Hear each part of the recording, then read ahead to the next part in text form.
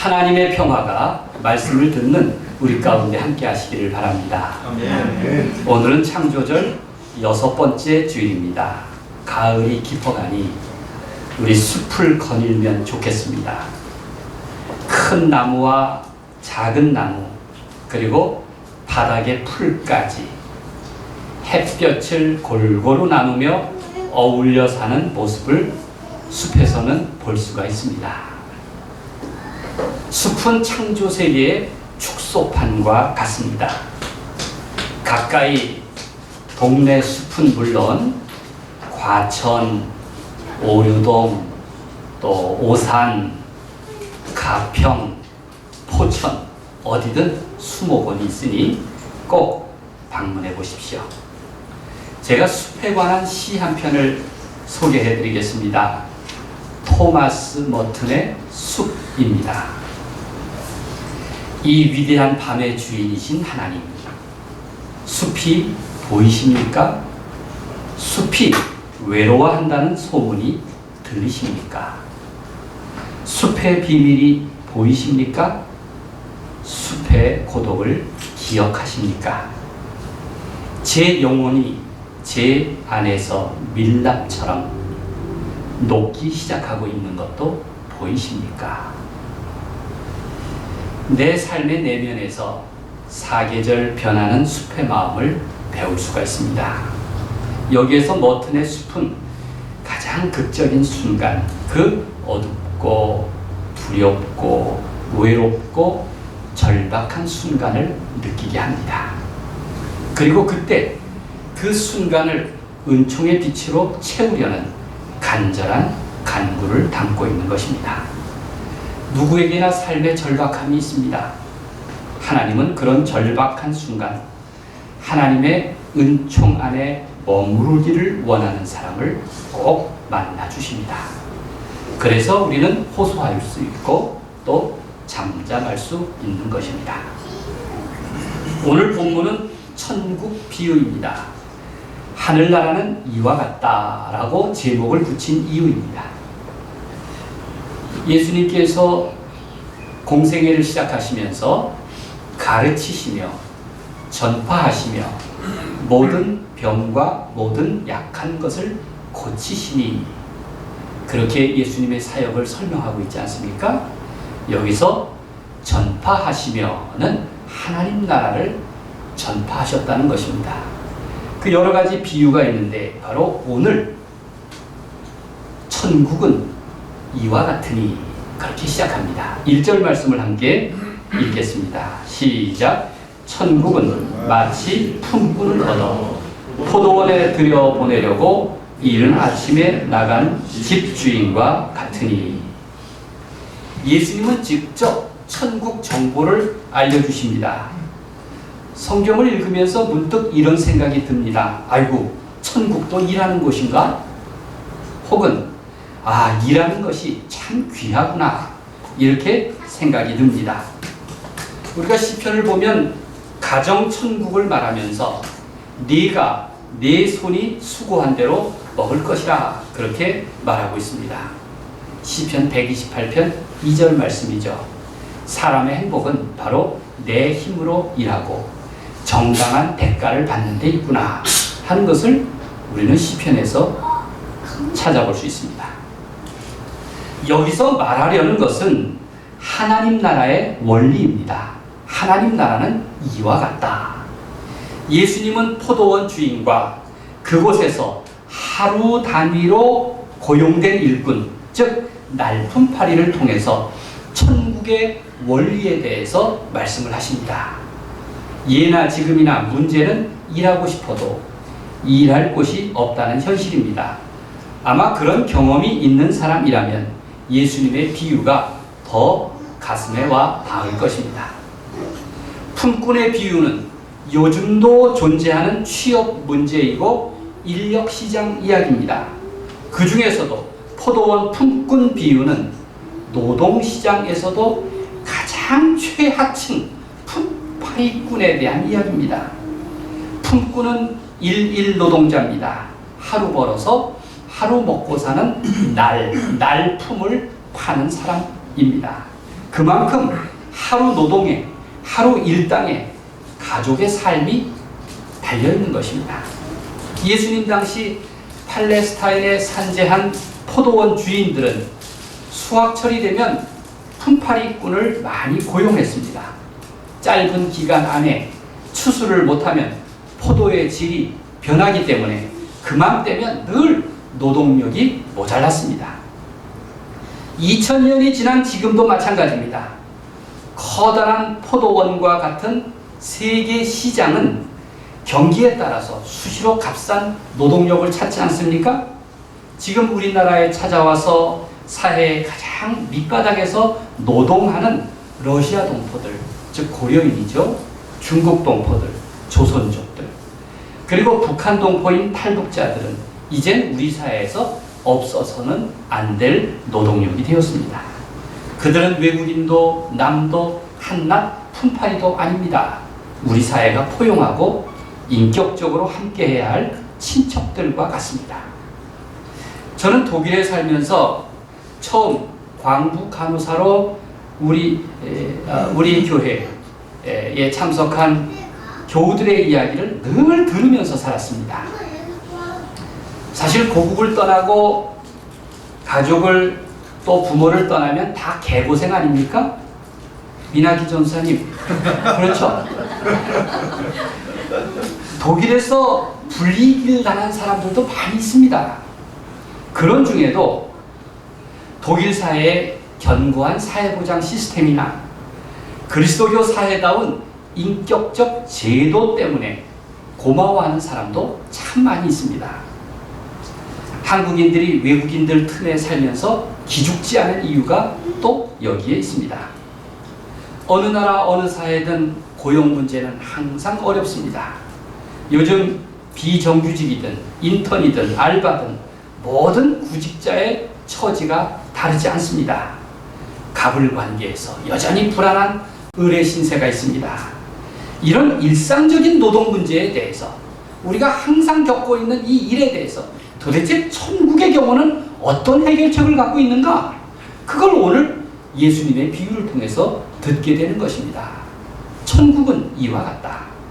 도대체 하나님 나라의 원리는 어떤 것일까요? 예수님은 천국 정보를 알려주시면서 하필이면 좀 잘 나가는 사람들 얘기를 하지 않고 왜 가난한 포도원 품꾼을 전면에 내세우셨을까요?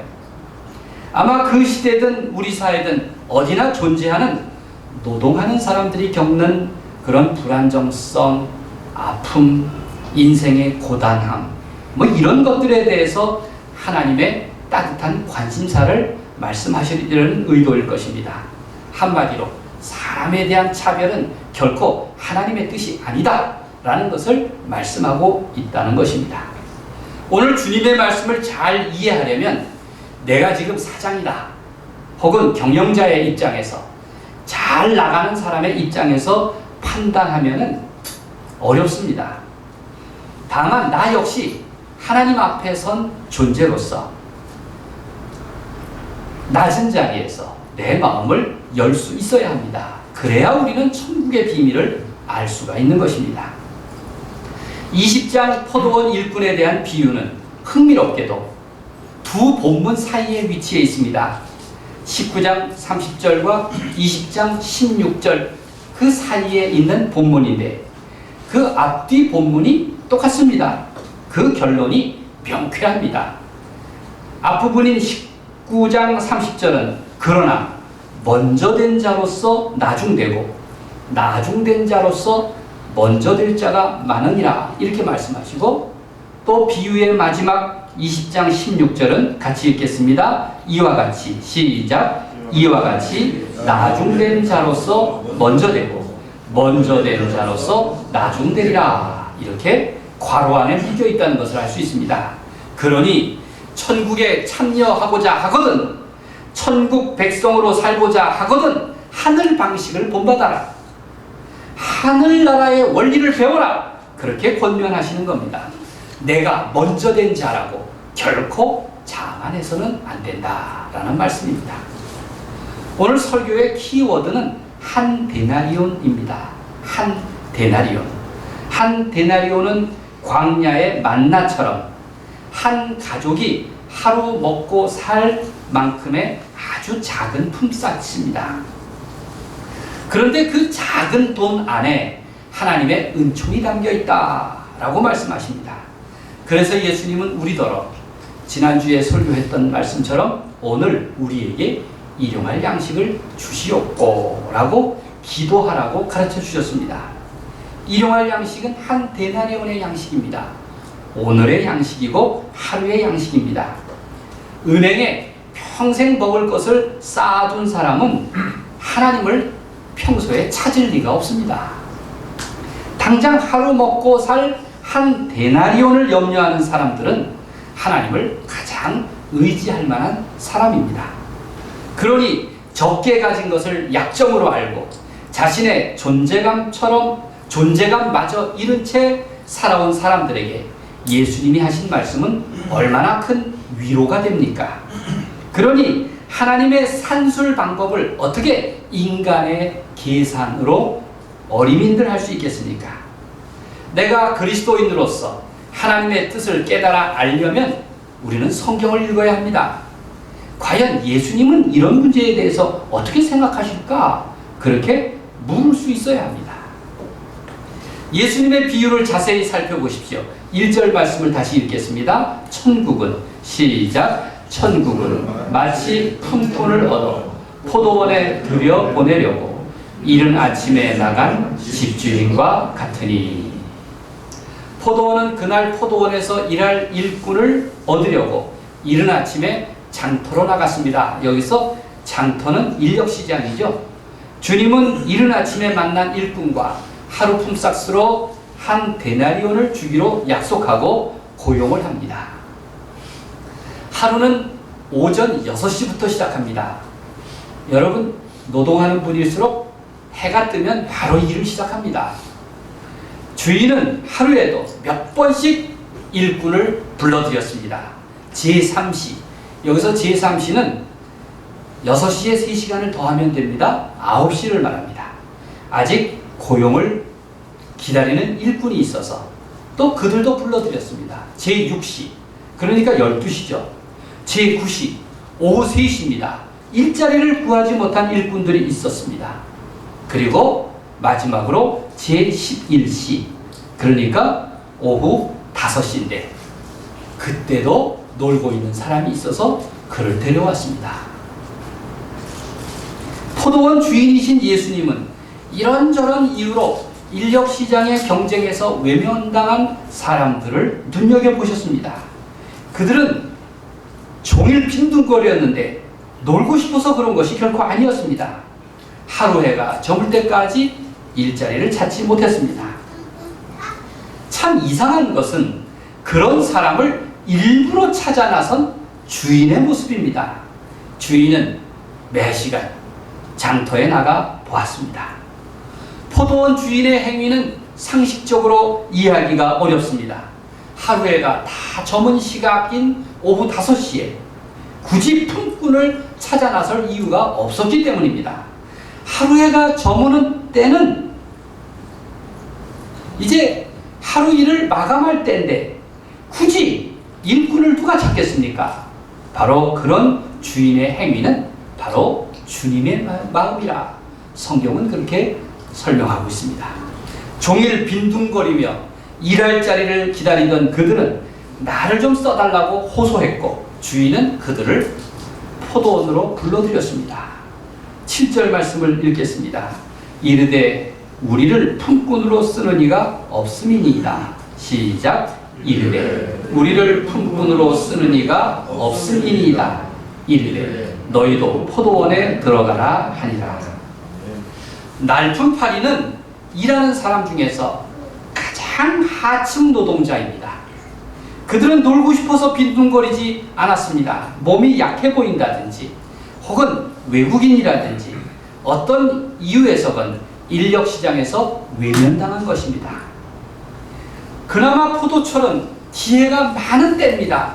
그런데 그런 시기마저 기회가 주어지지 않는다면 얼마나 불운한 사람들입니까? 제가 신학교 2학년 때 겨울방학에 봉천동 현대시장에서 과일 장사를 한 일이 있습니다. 그 봉천동 현대시장 윗동네는 아주 유명한 판자촌 지역이었습니다. 아마 내가 부모님이 등록금을 대줄 형편이 못 돼서 등록금을 벌자고 작정했으면 악착같이 돈을 벌었을 텐데, 그런데 그저 제 순진한 생각은 가난한 사람들의 삶터를 배운다는 마음으로 과일 장사를 한 겁니다. 그러다 보니까 돈을 벌기는커녕 잔뜩 고생만 했습니다. 실은 그러자고 한 일이었습니다.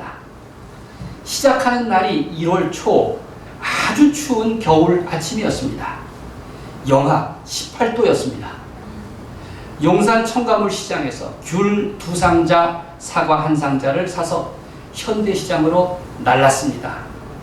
며칠 전에 현대시장을 두루 답사했기 때문에 그날 아침부터 걱정이 되기를, 시장 어디에서 내가 내 리아카를 세워놓을 수 있을까?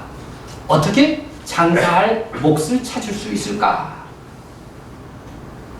고민을 했습니다. 그런데 뜻밖에도 그날 노점이 적게 나와서 초짜인 제게 아주 좋은 목이 주어졌습니다. 그런데 며칠 후에는 노점들이 다 나오는 바람에 저는 그 자리에서 먼저 있었던 사람에게 밀려나서 그 큰 시장에 서 있을 자리가 없어서 하루 종일 그 시장 뒷골목을 힘들게 끌고 다녔습니다. 귤 사세요, 귤 사세요. 상상만 해도 참 초라해 보이지 않습니까? 얼마 후에야 그 시장 어묵집 아주머니의 배려로 겨우 그 앞에 내 자리를 차지할 수가 있었습니다. 그때 이웃 노점에게 여쭤봤습니다. 아니 어째 지난번에는 여러 날 나오질 않으셨어요? 그랬더니 그분이 이런 말을 합니다. 우리는 몸이 재산이라서 사람도 안 다니는 추운 날은 장사를 안 합니다. 이렇게 말합니다. 전 그때 크게 배웠습니다. 그렇구나. 성경에서 말하는 날품팔이는 몸이 재산인 사람들이었습니다. 그들은 누구의 호의와 친절이 있어야만 살아갈 수밖에 없는 가난한 이들이었습니다. 예수님이 바로 그들을 주목하신 겁니다. 이제 하루 일을 마치고 일당을 나눠주는 대목을 보십시오. 여기서도 포도원 주인의 일 처리 방식은 일반의 상식을 뒤집고 있습니다. 자, 8절 말씀을 함께 읽겠습니다. 저물매. 포도원 주인이 청주이기에게 이르되, 시작. 저물매. 포도원 주인이 청지기에게 이르되, 품꾼들을 불러 나중 온 자로부터 시작하여 먼저 온 자까지 삭슬 주라 하니. 주인은 일부러 나중에 온 사람에게 먼저 일당을 주었습니다.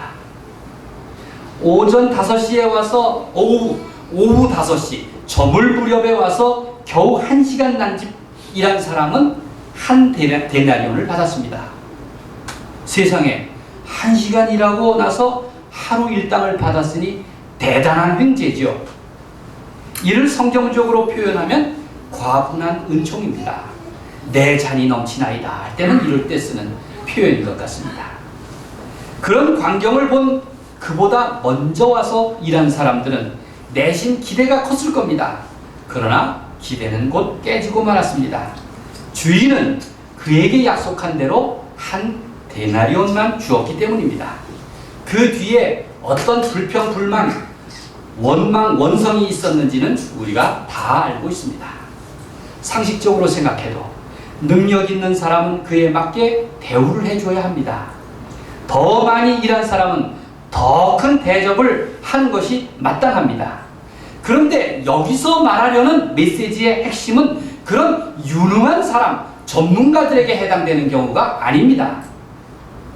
지금 천국 비유는 기회를 잃어버린 사람들, 능력이 부족한 사람들, 몸이 재산인 사람들에 대해서 말하려는 것입니다. 하늘나라 같으면 이렇게 처우한다. 하늘나라 원리는 이와 같다. 이렇게 말씀하고 있는 것입니다. 이 말씀은 바로 천국 비유입니다. 지금 우리가 사는 세상과 달리 하나님 나라는 이렇다는 것입니다. 예수님은 천국의 노동정책, 천국의 빈곤정책은 능력보다는 오히려 사람을 우선으로 한다, 이렇게 말씀하고 있습니다. 비록 사람마다 능력의 차이는 있을지언정 그것이 곧 사람 값의 차이는 아니라고 그렇게 말씀하시는 겁니다. 이렇듯 예수님의 비유를 잘 이해해야 우리가 천국을 이해할 수 있습니다. 천국을 이해하는 열쇠인 것입니다. 하나님은 부자의 호사스러운 식탁이 아니라 능력이 적은 사람, 지금 운이 없다고 생각하는 사람들의 그 일용할 양식에 훨씬 관심이 많으십니다. 비록 사람마다 능력의 차이는 있을지언정 그것이 곧 사람 값의 차이가 되어서는 안 된다고, 그래서 사람을 차별해서는 안 된다고 말씀하시는 겁니다. 하나님의 관심이 무엇입니까? 그것은 인간의 구원입니다. 하나님의 구원은 능력이나 전문성에 따라서 이루어지는 것이 아닙니다. 오히려 더 죄인을 긍휼히 여기시고 병든 자, 사람 노릇을 할 수 없을 만큼 이 땅에서 외면당한 이들에 대한 구원에 관심이 있으십니다. 결국 하나님 나라는 사람의 문제였습니다. 하루해가 다 저문 오후 늦게 여전히 품꾼을 구하러 다닌 포도원 주인의 마음이 바로 하나님의 심정이신 것입니다. 해가 저무는 시간이 되었지만 낙오된 사람, 외면한 사람의 권리를 회복시켜 주시고 구원하시려는 뜻은 결코 포기할 수 없는 하나님의 관심사라고 예수님은 말씀하고 있습니다. 먼저 된 자는 이른 아침 품꾼으로 부름받은 것 자체가 이미 기쁨이라는 것을, 은총이라는 것을 깨달아야 합니다. 그들은 한 데나리온의 약속이 커다란 복이라는 것을 알아야 합니다. 우리 그리스도교 신앙은 먼저라는 이기적인 경쟁과 기득권의 벽을 넘어서야 합니다. 그리하여 모두에게 허락하신 삶의 권리에 대해서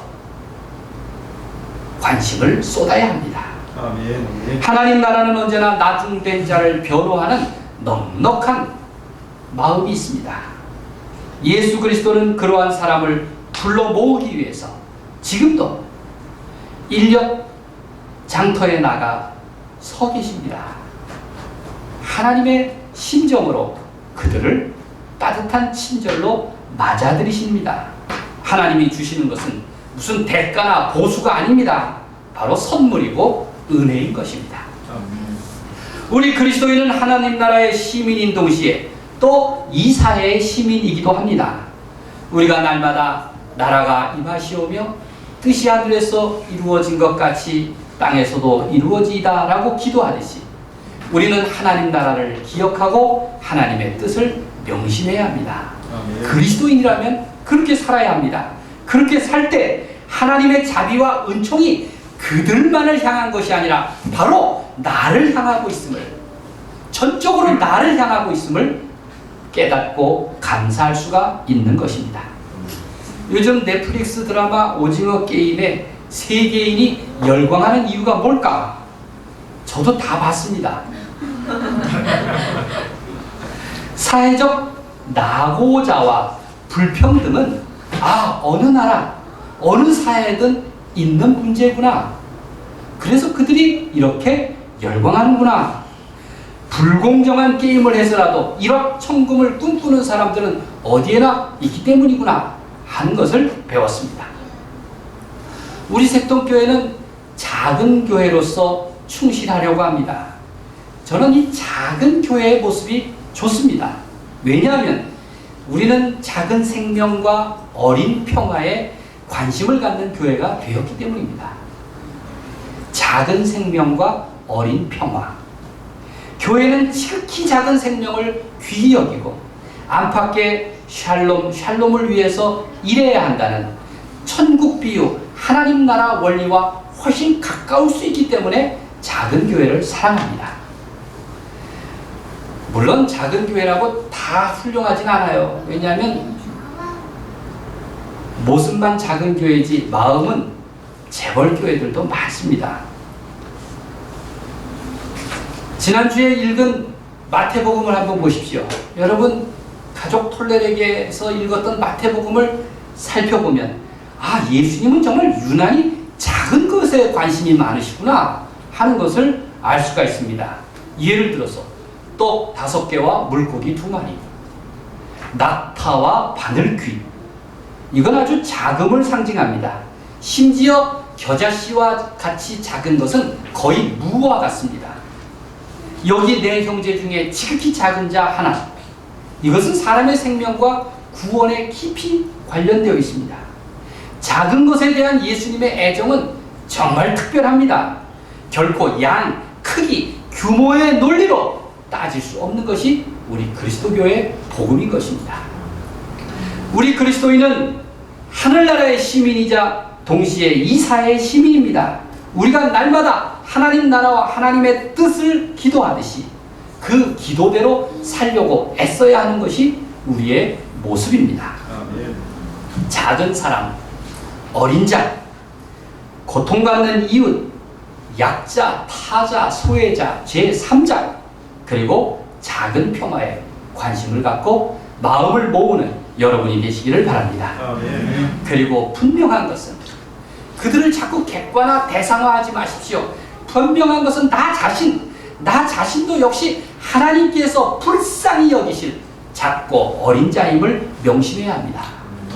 주님, 나 자신이 주님이 찾으시는 그 작고 어린 자요 불쌍한 자입니다. 긍휼히 여김을 받을 만한 자입니다. 이렇게 고백해야 합니다. 그리하여 하나님의 부르심에 감사하며 그 은총을 나누려는 복 있는 사람, 의로운 사람의 삶을 사시는 여러분이 되십시오. 하나님의 은혜로 우리가 이 땅에서 먼저 하나님 나라를 맛보며 그 은총의 힘을 누리며 살아갈 수 있기를 우리 주님의 이름으로 간절히 축원드립니다. 아멘. 기도하겠습니다.